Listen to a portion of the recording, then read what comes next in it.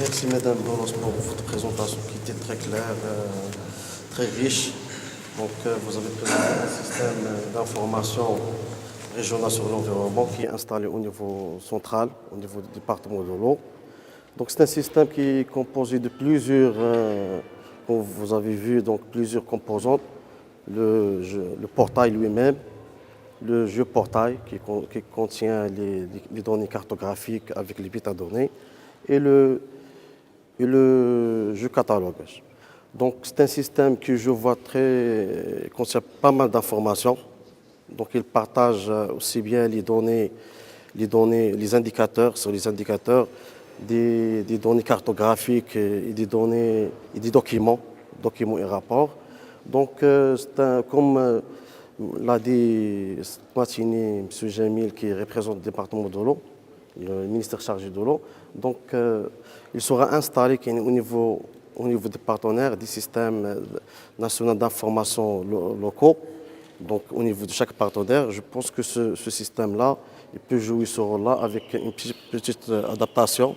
Donc, puisqu'il contient plusieurs informations, donc il suffit de choisir les informations qui devront être partagées avec le département de l'eau. Donc, pour finir, donc c'est un système qui contient pas mal d'informations. Comme vous avez dit, l'accès, on peut développer la technologie qui existe actuellement. Donc, il permet de développer pas mal de choses. Il offre pas mal de technologies. Donc, la partie SIG, la partie cartographie, la partie développement, donc, etc. Donc, il suffit de collecter les données et de mettre à jour ces données-là. Donc, c'est la mise à jour des données qui est vraiment, c'est un chantier qui est important, que chaque partenaire doit mettre un grand effort pour mettre à donner et les mettre à jour chaque jour. Donc, maintenant, on passe à la présentation au thème qui concerne le système d'information d'irrigation, qui sera présenté par M. Ablat El-Bachir. C'est un expert en système, c'est un ingénieur à la direction de l'irrigation et de l'aménagement de l'espace agricole chargé de la promotion des sciences et technologies. Il est chargé de la mise en œuvre du système d'information sur l'irrigation. Donc je passe la parole à M. El-Bachir. Merci. Sur l'irrigation. Je remarque que nous parlons tous de la même chose. Nous sommes déjà en accord sur plusieurs points et je vais essayer de vous présenter l'histoire du montage du système d'information sur l'irrigation et des contraintes et ses perspectives. Donc, je vais une touche.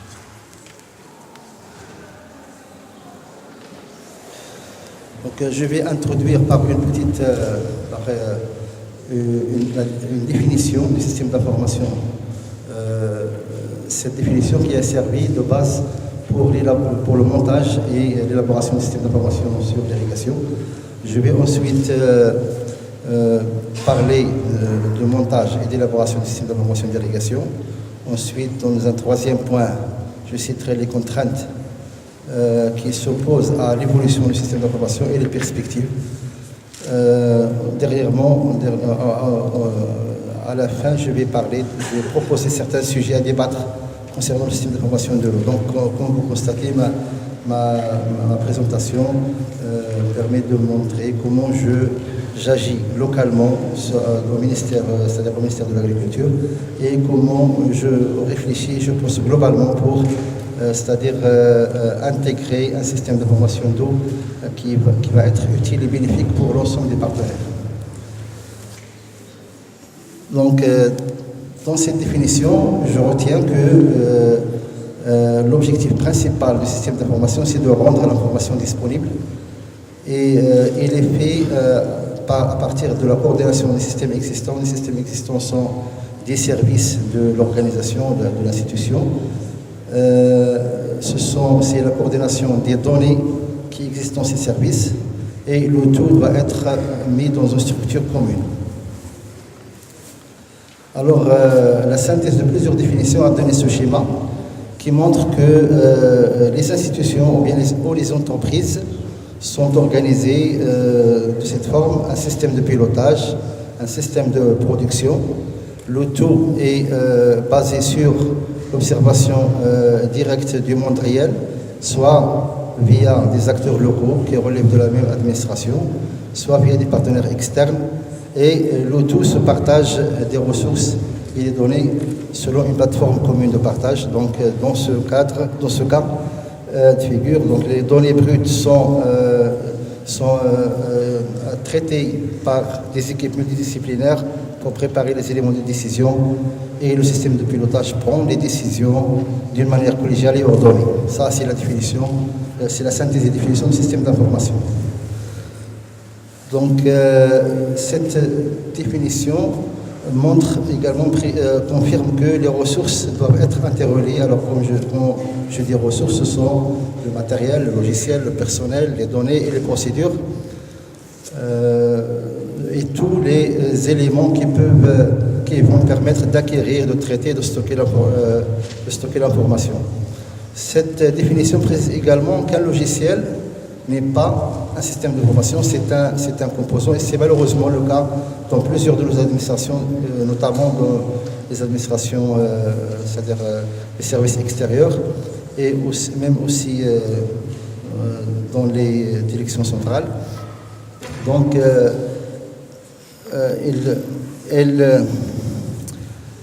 elle considère le système d'information, bien parfois on l'appelle SIC directement par abus de langage. Elle est placée dans une entité administrative isolée et elle n'est consultée que d'une manière occasionnelle par le reste du monde. Et le système de production de ces institutions continue à gérer le flux d'informations par les méthodes ordinaires, et aussi le système de pilotage, il continue à prendre les décisions par les méthodes ordinaires comme si ce système d'information n'existait pas.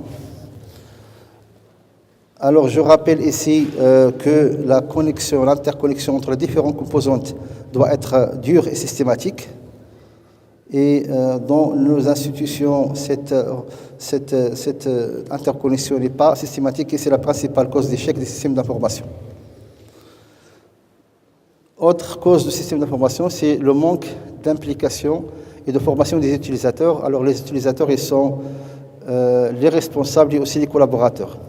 Donc tout manque d'implication, il implique la non-appropriation totale du système d'information, et c'est une cause d'échec.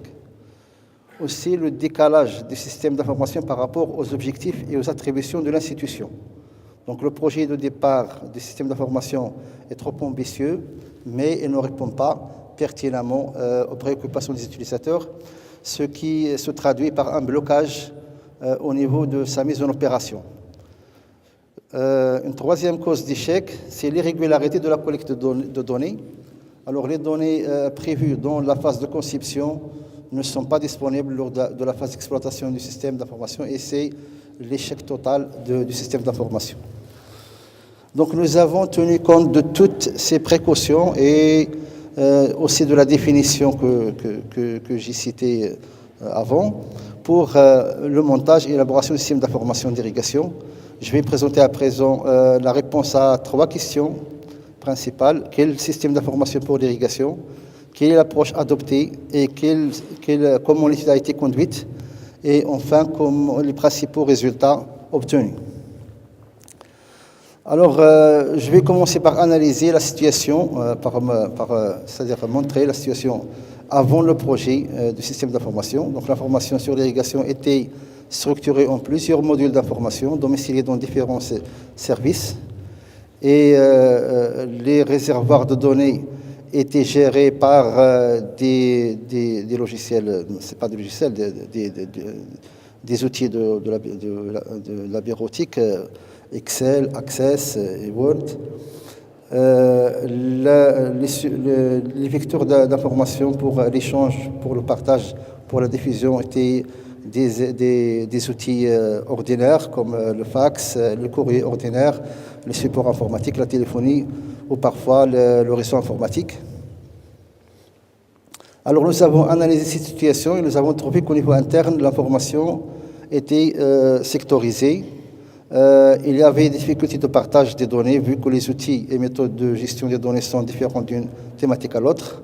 Il y avait également redondance et incohérence d'informations parce que la collecte d'informations était faite séparément pour chaque service. Et donc l'interconnexion entre les différentes composantes du système n'était pas maîtrisée. Alors au niveau externe, il y avait différentes sources de données, donc une incohérence et une discordance de l'information.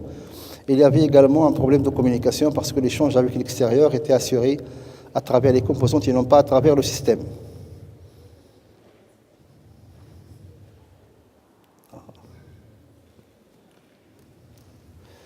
Donc nous avons conclu que la méthode actuelle, c'est-à-dire avant-projet de gestion des données et des flux d'informations, a atteint ses limites à tous les niveaux et que cette situation entrave l'efficience et l'efficacité de l'information et donc la bonne marche du service. Nous avons également analysé l'analyse des attentes des utilisateurs et ils ont tous été d'accord sur une réorganisation d'ensemble pour améliorer la disponibilité des données et pour avoir des données représentatives et actualisées. Ils ont été tous d'accord sur une spatialisation des données, c'est-à-dire appuyer l'analyse des données par une cartographie du patrimoine hydro-agricole. Et ils ont été tous d'accord sur le développement d'applicatifs ergonomiques et adaptés au cas d'utilisation pour ne pas travailler sur des logiciels complexes. Alors, pour répondre à la question quel système d'information pour l'irrigation, nous avons tout d'abord fixé les objectifs. 2 objectifs étaient fixés au départ, c'est assister les responsables et les collaborateurs dans leurs fonctions quotidiennes par l'amélioration de la disponibilité de données, de la connaissance du terrain par la modélisation cartographique de l'espace irrigué et par l'amélioration de la célérité des traitements des données par des applications. Le deuxième objectif était de partager les ressources dans le cadre des systèmes d'information nationaux, que ce soit sur l'irrigation et l'agriculture, sur le secteur de l'eau ou bien sur les sols et l'environnement. Alors l'approche adoptée pour l'étude de montage du système d'information était une approche participative et concertée. Donc chaque mission de l'étude a connu 3 phases d'élaboration. Première phase, c'est une concertation réalisée entre l'équipe de l'ingénieur conseil et l'équipe des futurs utilisateurs. Deuxième phase, c'est une synthèse, développement, conception et tout ça réalisé par l'ingénieur conseil. Et puis une troisième phase, c'est l'ajustement et la validation réalisée par l'équipe de l'ingénieur conseil et les futurs utilisateurs. Et on ne passe à la deuxième mission qu'après avoir une conviction et satisfaction totale des futurs utilisateurs. Alors l'étude a été conduite en 3 grandes missions, à savoir premièrement l'analyse de l'existant, qui s'est basée sur les objectifs fixés du système d'information et sur les technologies disponibles. Et cette mission a produit le cadrage des besoins des utilisateurs et la définition du système d'information. Donc la deuxième mission, c'était la conception et la modélisation. Et elle se basait sur c'est-à-dire les résultats de la première mission. Et elle a produit 3 lignes directrices du projet qui sont le modèle de données validé. Ce modèle, il se base sur les attentes des utilisateurs et sur la disponibilité des données. Deuxième ligne, c'est l'architecture fonctionnelle et se base sur les cas d'utilisation. Et troisième ligne directrice, c'est l'architecture opérationnelle qui se base sur les technologies disponibles. Alors ces 3 lignes directrices ont donné les éléments nécessaires pour le développement et la mise en opération du système d'information sur l'irrigation. Alors ça, c'est le modèle de données. C'est un assemblage organisé des données utilisées par la direction de l'irrigation. Et cet assemblage a été validé sur le terrain avec les offices régionaux de mise en valeur agricole. La validation a porté sur la disponibilité de l'information, la disponibilité de la donnée et sur sa pertinence. Ici, c'est l'architecture fonctionnelle. C'est une classification thématique. Nous avons classé les données c'est-à-dire utilisées dans la direction de l'irrigation selon les thématiques étudiées par cette direction. Nous avons également ajouté un référentiel des données communes à toutes les thématiques et nous avons ajouté un modèle cartographique qui contient plusieurs couches d'informations, notamment la délimitation de la grande irrigation, les ouvrages d'art tels que les stations de pompage, les adducteurs et les prises d'irrigation. Pour l'architecture opérationnelle, c'est une traduction de tout ce qui s'est passé, tous les résultats obtenus en technologie. Donc nous avons opté pour une architecture client-serveur. Alors les principaux résultats obtenus, nous avons obtenu des outils et une méthode de travail. Alors pour les outils, c'est une base de données géographique installée sur le serveur de données de la direction de l'irrigation et gérée par un système de gestion des bases de données à référence spatiale. Donc ça, c'est le côté serveur. La base de données géographique est caractérisée par l'unicité de la donnée, l'intégrité et la prise en charge des dimensions spatiales et temporelles.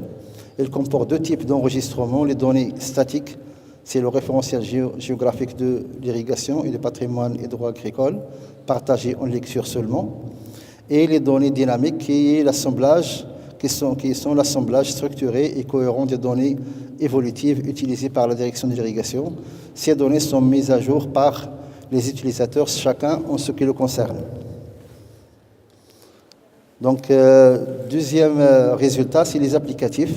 Et c'est l'ensemble des applications métiers de la direction de l'irrigation installées sur les machines des utilisateurs. C'est le côté client du système d'information.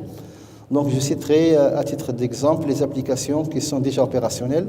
Il y a d'abord l'outil de la cartographie thématique, le suivi des ressources et droits agricoles, l'interface pour le suivi de la campagne d'irrigation, l'interface pour le suivi de la qualité des eaux et des sols, et une interface de suivi du plan national de l'économie de l'eau en irrigation et de la valorisation qui est pris en charge par la direction des systèmes d'information qui relève du ministère de l'Agriculture. Alors ici, des nouvelles applications qui sont déjà développées et qui sont actuellement en cours d'installation à la direction de l'irrigation. Il y a une interface pour la synthèse des plans directeurs de l'aménagement intégré des ressources en eau, interface BDER, et puis une autre interface pour le suivi de la pluviométrie pendant la campagne d'irrigation. Nous avons également en projet deux applications pour l'année 2015.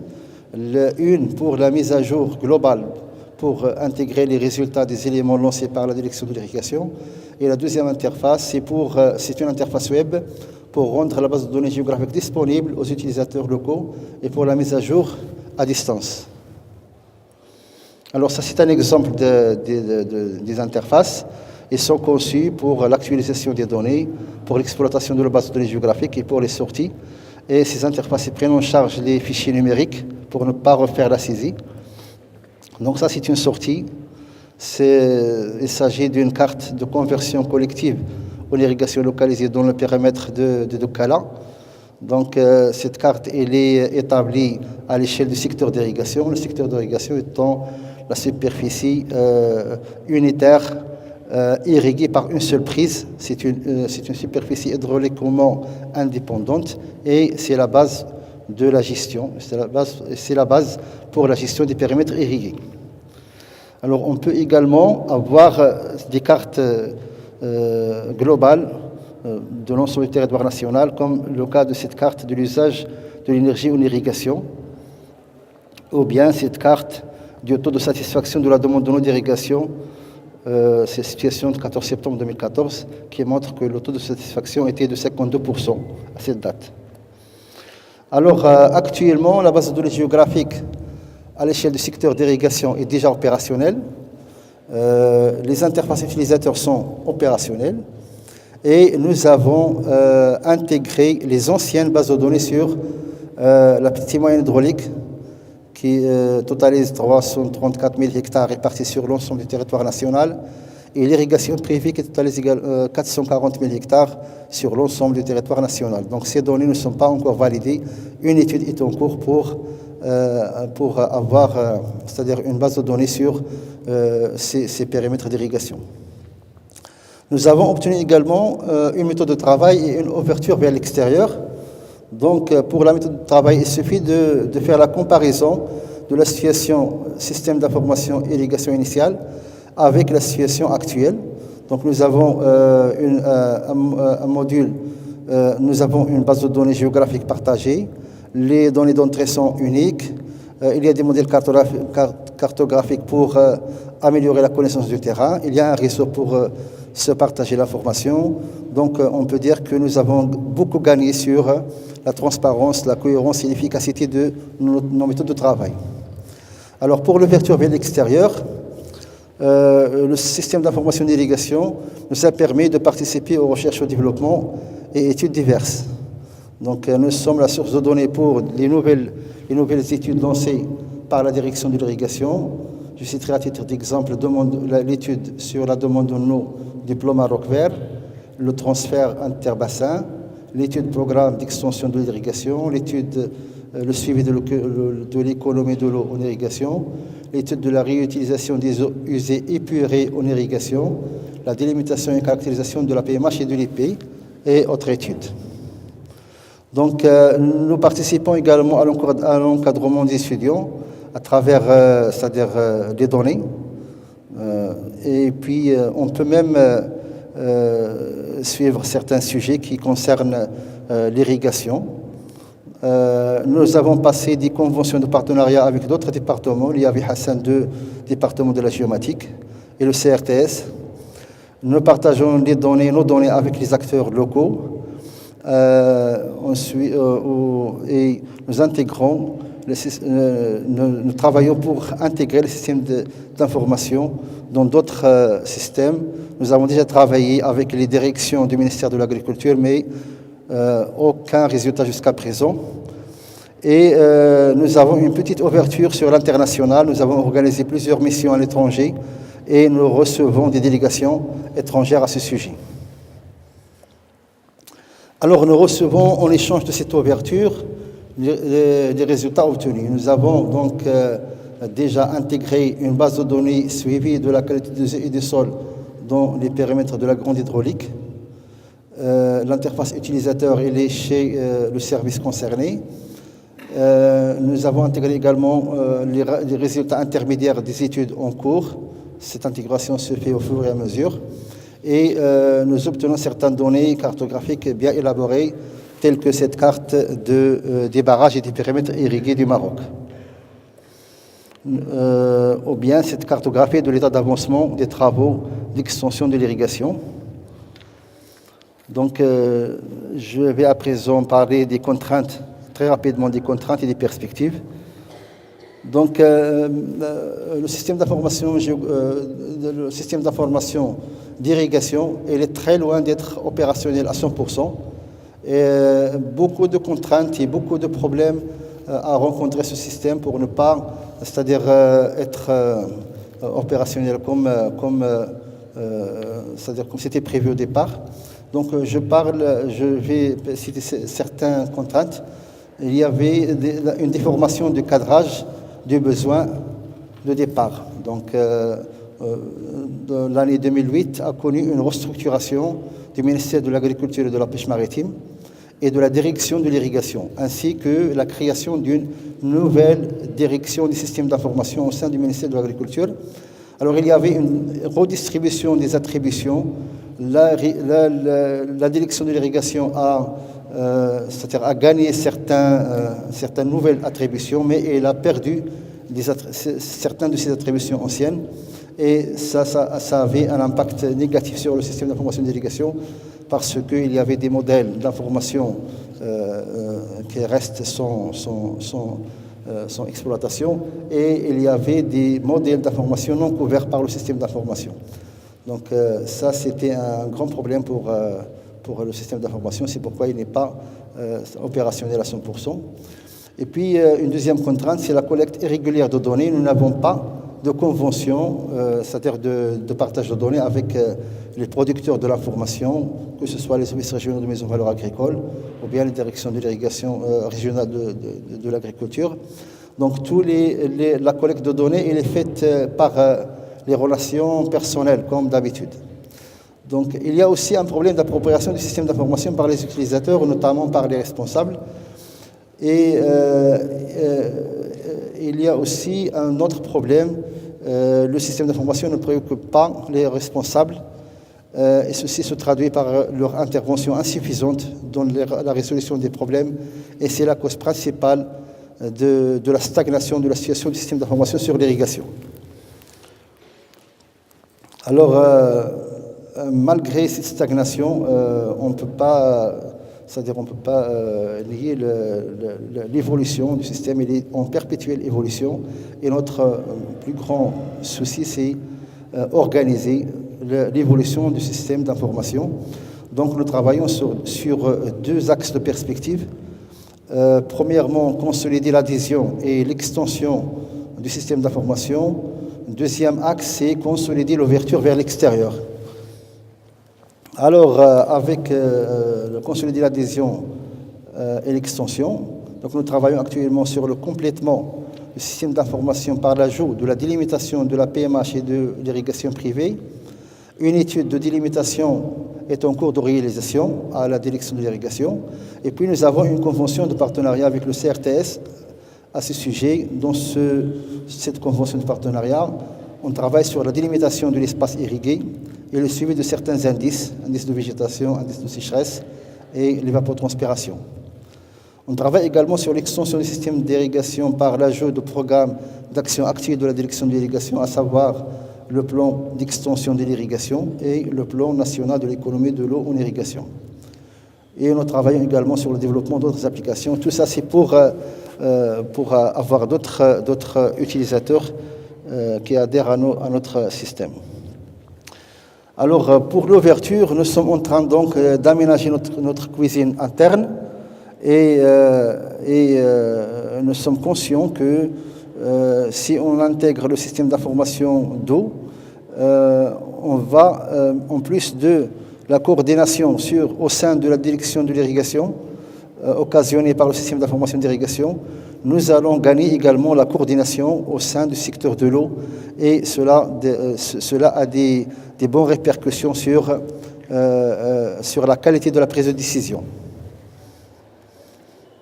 Alors je vais à présent proposer certains sujets à débattre concernant le système d'information d'eau.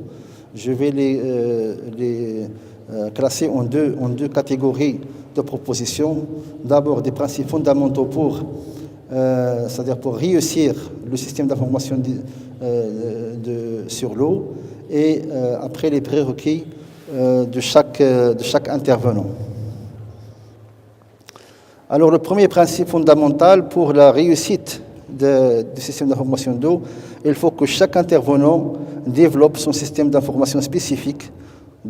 Chaque intervenant dans le secteur de l'eau doit développer son système d'information spécifique.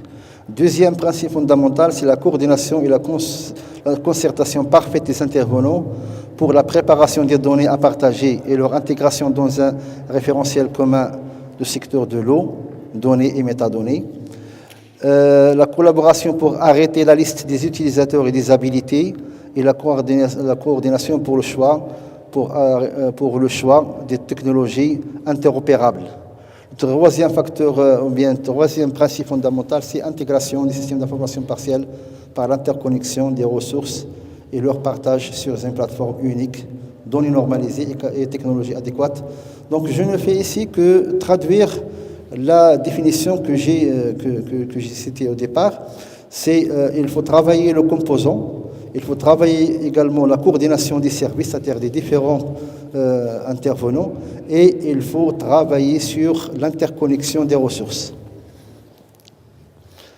Donc je rappelle que la direction de l'irrigation est consciente des avantages du partage et des bénéfices assurés en termes de prise de décision et elle adhère à une plateforme équitable de partage des ressources. J'ai souligné ici le mot équitable parce que équitable, c'est synonyme de la durabilité de la relation entre les différents partenaires et c'est aussi le synonyme d'une bonne gouvernance. Et nous invitons l'ensemble des partenaires à se préparer pour la mise en place de cette plateforme commune. C'est une responsabilité partagée et l'impact positif sur la prise de décision est garanti. Donc la plateforme équitable de partage de données va faciliter et encourager la coordination des partenaires, ce qui implique une cohérence des décisions et ce qui implique une cohérence des actions sur le terrain. Et c'est l'objectif le plus important, c'est l'objectif même du système d'information. C'est d'améliorer la cohérence des actions sur le terrain. Donc pour les prérequis, je propose de définir l'approche à adopter pour le montage des projets systèmes d'information. Je propose également d'établir un guide des termes de référence pour le lancement des études systèmes d'information. Ce guide doit montrer comment fixer les objectifs et les périmètres du projet, comment étudier un besoin de partage découlant des relations naturelles avec les partenaires, comment établir le modèle de données qui répond aux objectifs du système d'information et qui ne fait intervenir que les données réellement disponibles et facilement accessibles. Comment spécifier la consistance d'un système d'information sur mesure qui répond justement aux préoccupations des utilisateurs et de l'institution. Donc, ceci veut dire que chaque intervenant doit, c'est-à-dire travailler dans le cadre de ses attributions et ne pas empiéter sur les attributions des autres intervenants. Sinon, on va faire un double effort pour préparer les mêmes données et c'est très mauvais. Ça crée de l'incohérence dans le système d'information. Alors, je propose également de préciser les données à partager et produire entre autres des modèles cartographiques standards par chaque intervenant avec des adaptations aux besoins des partenaires le cas échéant. Exemple, la cartographie du patrimoine et droit agricole qui sera produite par la direction de l'irrigation, la délimitation des bassins versants, la cartographie des ressources en eau, autres standards non cartographiques. Alors l'ensemble de ces éléments doit constituer des normes d'usage, d'exploitation et de partage dans le cadre du système d'information d'eau. Je propose également d'arrêter une nomenclature des termes et des données ainsi que des signes conventionnels pour la rédaction cartographique. C'est un détail, mais il est très intéressant parce qu'une légende unifiée et une nomenclature, c'est-à-dire doivent faciliter énormément la communication. Aussi, il faut choisir pour le système d'information d'eau un seul système de référencement cartographique. C'est aussi un détail, mais le datum et la projection cartographique vont assurer la superposition des documents cartographiques émanant de différents partenaires. Aussi, il faut préparer des conventions équitables, et je souligne le mot équitable, de partage des données pour assurer la bonne gouvernance, et je vous remercie.